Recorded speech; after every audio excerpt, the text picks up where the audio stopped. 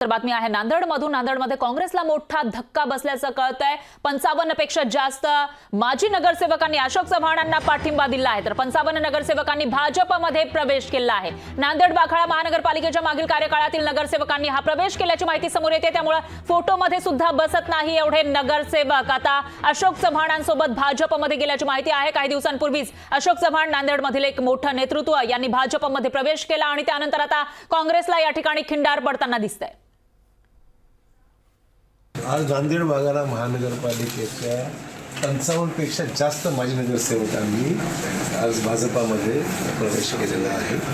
ही सगळी लोक माझ्याबरोबर नांदेड बागळा महापालिकेमध्ये निवडून आम्ही सर्वांनी आणलं होतं। त्यातले जवळपास 55 नगरसेवक असे व्यक्तिशास्त्र होते आणि त्यांनी भाजपामध्ये येण्या संदर्भामध्ये आपली इच्छा व्यक्त केली, त्याप्रमाणे त्यांचाच प्रवेश झालेला आहे।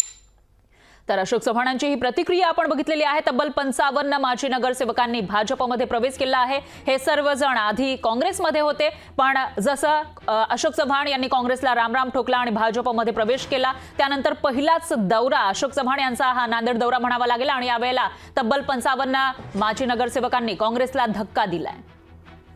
याविषयी अधिक माहितीसाठी आपले प्रतिनिधी कमलाकर बिरादार आपल्यासोबत फोन लाईनवर जोडले गेले आहेत। कमलाकर, काय सांगाल? अशोक चव्हाणांनी काँग्रेस सोडल्यानंतर आता काँग्रेसला मोठमोठे धक्के या ठिकाणी बसताना दिसत आहेत। काँग्रेस खिळखिळी करण्याचा हा प्लॅन असल्याचं दिसतंय।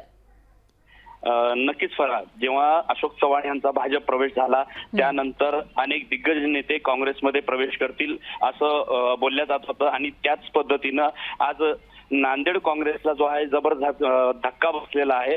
तब्बल 55 माजी नगरसेवक जे महानगरपालिकेतील होते त्यांनी आज अशोक चव्हाण यांच्या उपस्थितीमध्ये प्रवेश केलाय। तर अजून जिल्ह्याभरातील शेकडो नगरसेवक आहेत, शेकडो माजी जिल्हा परिषद सदस्य आहेत, या सगळ्यांचा काँग्रेसमध्ये प्रवेश हा निश्चित आहे। ही पहिली वेळ आहे की इतक्या मोठ्या प्रमाणामध्ये कुठल्या एखाद्या पक्षामध्ये हा प्रवेश होताना आपल्याला पाहायला मिळतोय। त्याचं कारणही तितकंच आहे की सर्व मंडळी जी आहेत ती अशोक चव्हाणांची चाहती मंडळी आहेत आणि अशोक चव्हाणांचा नांदेड हा बालेकिल्ला समजला जातो।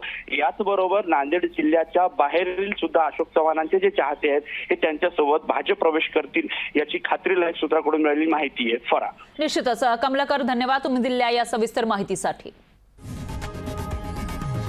लोकशाही मराठी ऐका, पहा, जागरूक रहा।